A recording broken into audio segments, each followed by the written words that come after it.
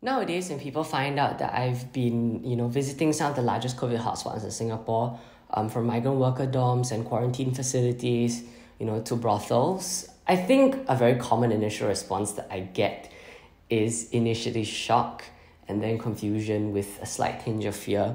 But to be honest, if you had told me at the start of the pandemic that I would be doing all these things, I would have the exact same response. At that point in time at the start of the pandemic, I was, just like everybody, stuck at home, very uncertain on how things would play out, and sort of very fearful of the situation. But at that point in time, I was just halfway through my military service, and I was just happy to have some time away from my post. But I remember one night during dinner, my father looks over to me and he goes, "You speak Thai, right?" And I respond with, "Yes, sort of, I guess. Why?" And he goes, "Oh, one of our family friends is looking for, Thai speakers to help out his NGO, serving the migrant workers within the quarantine facilities." And I guess to give some context, about 90% of our cases at that point in time were migrant workers, and they were the most affected group by COVID during the pandemic. I think I personally, when I was thinking about it, I always liked volunteering. And I guess the idea of doing something so tangibly beneficial for another person was always appealing to me. And I mean, yes, I had worked with people in my community previously, such as, tutoring young kids or, volunteering with old folks' homes. But I guess this specific volunteering task felt quite intimidating to me, as it was not just, a whole new ball game for me. It was also serving a community that I wasn't very familiar with. And, my decisions would have had much heavier repercussions than the previous experiences that I've had. But by the time that I wanted to tell my father that I wasn't so interested in it, he had already told my family friend that I was going. And so I felt really paiseh, or what in Singapore we would call very embarrassed about it, right? And so I just resolved to diving straight in. I mean, what could have gone wrong, right? But, next thing I know, I'm pulling up to, the cruise center where the migrant workers were being held in the cruise ships. And I remember walking into this massive arrival hall, and I just saw the massive scale of it all, from the donations on one side, to a prepared exercise zone, to preparing food and all that. And I remember gathering around for our briefing, and I was listening to the rundown of everything, and it was just very, very stark and very different to me to see how large the operation was, essentially. And I remember for us, we were told as translators that our job was to, sort of survey the migrant workers, or what we colloquially call in Singapore brothers, and to, perform a physical and mental health checkup, and then relay this information over to the relevant authorities, or professional channels, if you want to put it that way. And I remember feeling very nervous about it at that point in time. I guess again due to the serious nature of it all, but I was also very fearful that I would mess up in my speaking, as this was the first time that I was going to be using one of my foreign languages in an official capacity, or in a proper context, I guess, or formal context. I think that's a better way to put it. But I had practiced my key vocabulary the night before, so I wasn't gonna be faced by all this second guessing. But I remember, as the brothers arrived, there were about 200 of them that arrived at once. And, they were all assigned to their different language groups. And I remember, I was with one of my friends who is a Burmese speaker. And so, she and I, had received both the Thai and Burmese workers.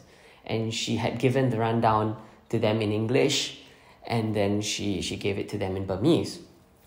And I remember she looks over to me after that and she goes, "Go ahead." And I was like, "Yeah, sure." And then I'm about to say, I'm just like, "Oh, sawadee krap."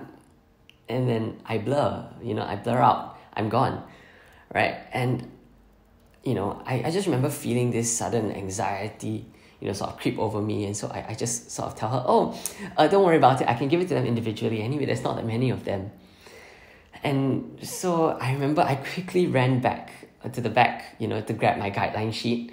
And I just quickly pulled off my gloves and I was frantically writing, down all the translations and then I was referring back to my trusty dictionary app on my phone. And, it was just sort of this frenzy. And I remember walking back, to where everybody was seated with just the Thai workers this time. I basically sat down with them, and when I tried to speak, again, I was just completely blurred out, I remember I was reverting to very simple clauses and sort of very comical, translations being like, sukhapap kheng reng, or and all these sort of very basic clauses. And I remember that did get the job done, but, I would immediately be fumbling on all my responses and replies when they would, reply to me. And I guess especially because it was, such a key, or at least such a heavy topic, or at least a more technical topic, I was fumbling on, the technical terms, and even, just making very simple grammar mistakes, using the nominal to want instead of, the verbal to want, and saying, อยากทำกิจกรรมอย่างไง as opposed, and instead saying, เอาทำกิจกรรมอย่างไง, right? But, I guess, even though these were very minor mistakes, they led me to becoming more anxious and consistently freezing up more and more. But, I remember at the end of the day, once that all happened, I remember feeling very relieved when it was over. But I guess the discomfort that I was feeling sort of really made me feel like, a fraud, right? Because, and the confidence that I had about this hobby and this passion that I've had for so many years sort of dwindled, or it sort of collapsed on itself, as I felt like I had not just shortchanged myself, I felt like I had shortchanged the organization and the beneficiaries who had put so much trust in me. But however, as the initial few sessions went by, something that I noticed was that even though I had struggled to speak to many of them, many were willing to just very carefully listen to me, to correct me and encourage me even when I made those mistakes, right? And honestly, I don't think a lot of them seemed to mind that I couldn't fully articulate myself and make myself, or sort of understand them fully, I think a lot of them helped me through the process of it, and they showed me quite a bit of kindness with it. And I guess furthermore, outside of, articulating their own needs and, getting all the I think the formal aspects of the job out of the way, many of them still treated me very well. They didn't treat me as an outsider or a stranger, They treated me sort of as a genuine friend, right? Or someone they had just, I guess as much as someone they had just met as a friend. And, they would just talk to me about their families, their friends, their grievances, their work, and they didn't make me feel ashamed of the shortcomings that I had, linguistics-wise, right? They had, and it sort of felt like I was allowed to connect with them on a level that wasn't just transactional, and it just felt that I was actually developing meaningful connections, I guess, in that sense. And, week by week, and the more I met them and the more I spoke to them, ate with them and participated in the activities with them, from exercising to karaoke, to even reading the books, from our donated books in their foreign languages, and, them laughing about my own pronunciation mistakes. The more I found myself being, excited about my own daily language study, and I felt like I was suddenly able to push through a lot of the very boring and mundane and sort of draggy aspects of language learning. And, I guess it gave me the confidence to make the mistakes that I was making, right? And to actually approach and to speak to others in just this sort of casual way and to have fun with it. I remember, for example, even bantering with some of the brothers in languages, outside of Thai that I had previously found difficulty in, such as, I remember when one of the Filipino brothers found one of the other volunteers quite pretty. I remember teasing him in Tagalog, or I remember when I was leading exercises with a bunch of South Indian workers, I actually spoke to them and led them and counted with them in Tamil, which, I guess were both languages that I had a lot of experience with here in Singapore, but never really had the confidence to use because of the difficulties I had with them. But, I guess in other words, I found, what many other more experienced polyglots have said, in videos or even on this platform, which is, the key to language learning is, I guess, the confidence and the courage to make mistakes, a place to really immerse yourself, and, most of all, a purpose in language learning. And, I had found myself at a level of motivation that I've never had before. But overall, I think what I gained most from this experience was on a much more personal level. I think being able to speak their language, regardless of fluency, managed to put them at ease, I guess, and allow them to more comfortably voice their concerns, especially when it came, to the stressful situation of being held in quarantine, not being able to work or send money home, and, the increasingly dire impact of COVID on not just themselves, but also on their families back home. And I guess it just gave them that space to, more comfortably voice their mental health concerns and, the toll that it had taken on the community as a whole. And, I guess it also changed my perspectives on, what my language learning journey meant to me, as it made me realize that my languages weren't just an academic interest or hobby, but, that it allowed me to, better connect with others and use them in, a very fulfilling way. And it also had very real practical applications. As time went by and I became, more and more familiar with the social impact sector, and the weeks continued to go by, I guess, the many connections that I had made in the sector had begun to find more use for me as a polyglot, and had introduced me to many other causes, from the Thai Association's food drive to the Singapore Ministry of Manpower's migrant worker engagement program.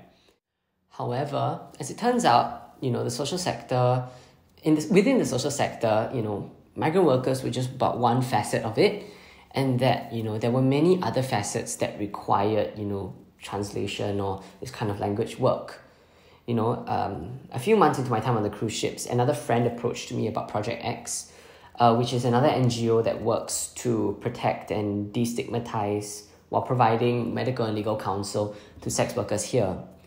And, I think, again, for some context, Singapore tends to shy away from the topic of our red light districts, as even though they are legal, many within the general population and some in the government, I don't know if it's fueled by their xenophobia or, their own prejudices, but they do tend to really stigmatize a lot of the sex workers who mainly come from neighboring countries, just simply seeking better economic opportunity.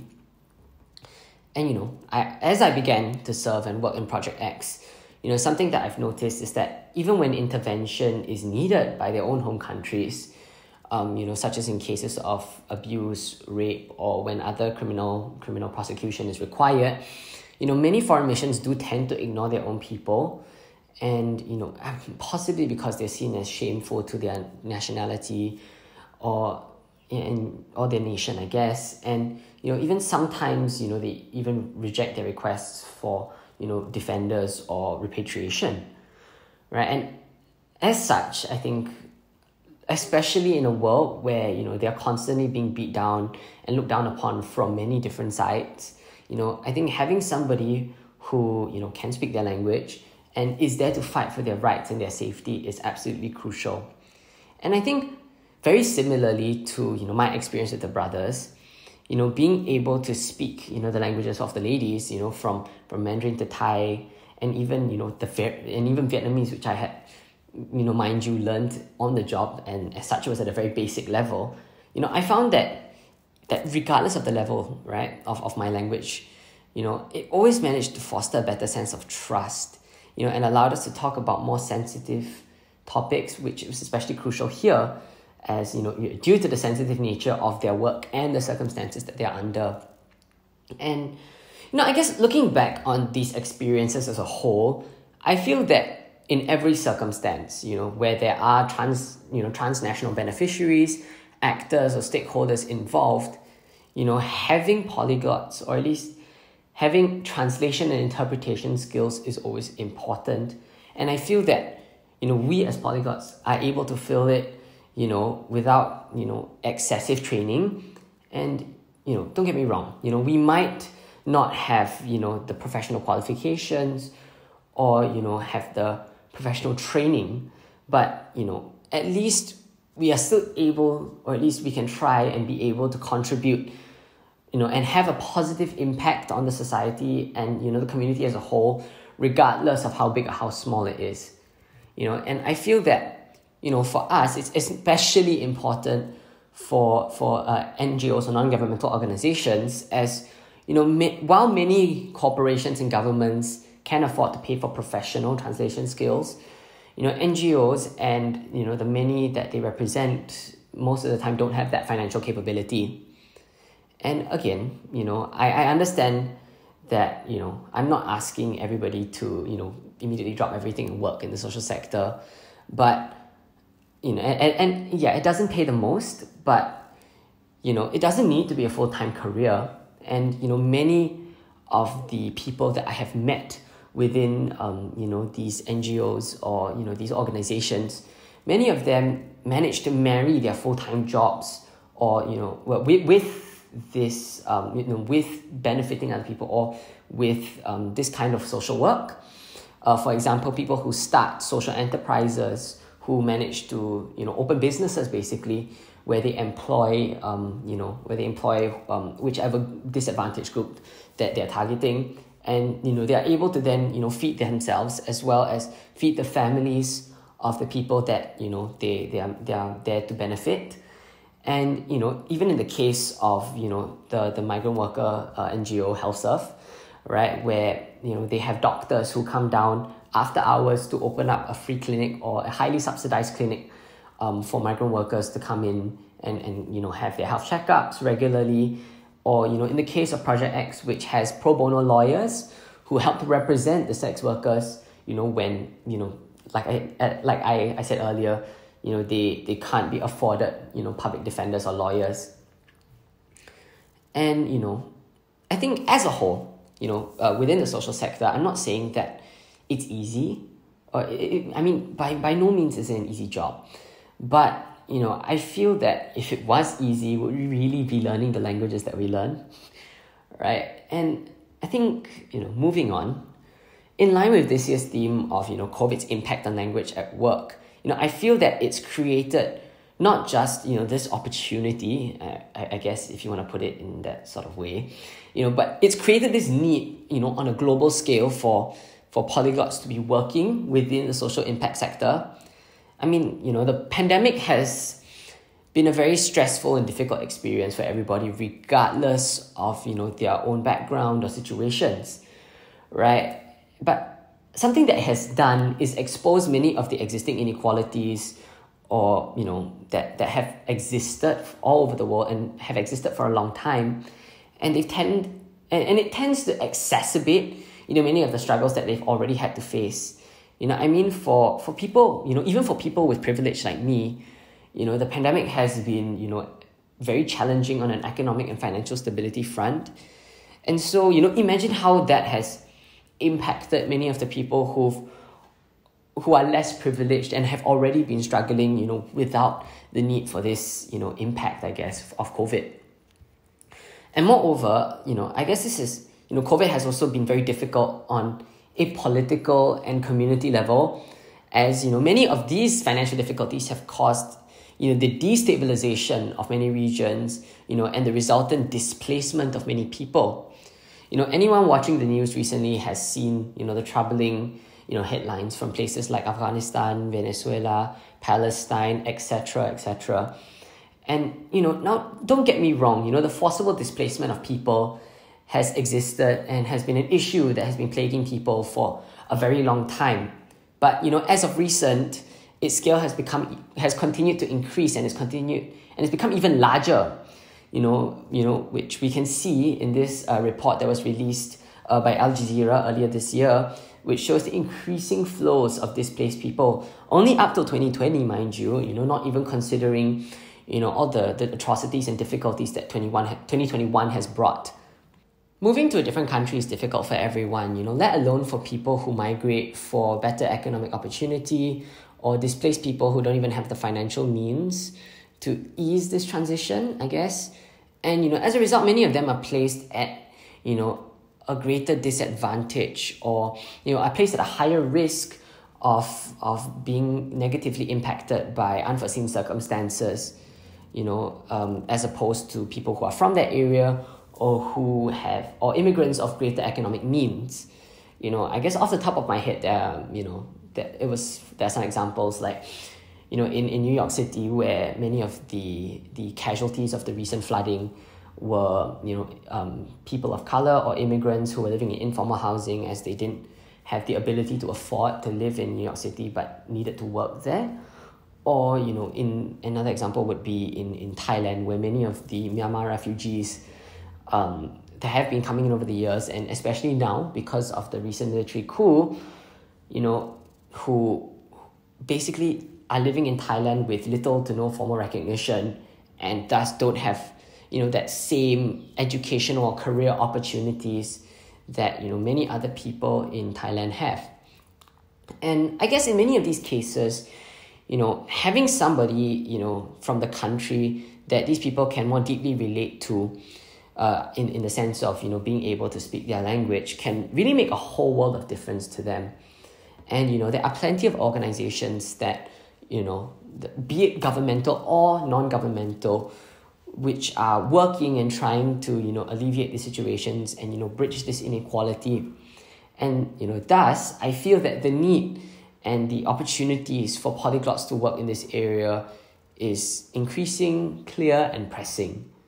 In conclusion, as polyglots, I believe many of us revel in the experiences that learning languages allows us to have, from meeting people that we'd otherwise never be able to talk to, to better understanding other cultures and being at home, wherever in the world. But something I've realized over the past couple of years working in the social sector is that the beauty of languages is not just in their practical use, but also in their ability to empower. That being said, perhaps this should come with my own realization that, not all of us are empowered equally. Through my experiences, even the way that I viewed, language learning and polyglottery have sort of shifted. Many of the people that I worked with and the beneficiaries, across Project X and HealthServe, do speak many languages, up 3, 4, I met one who spoke 7, right? But unlike us, many of them are not praised as being, intelligent or talented, as, they're seen as, they just learn these languages as a necessity, or if that it's just a product of their upbringing. But, honestly, they're just as hardworking, if not more, and dedicated, to improving their language abilities. And, I guess to study languages as a passion in and of itself is a privilege, because it does take up a lot of, free and disposable time that, many other people might not have the luxury of possessing.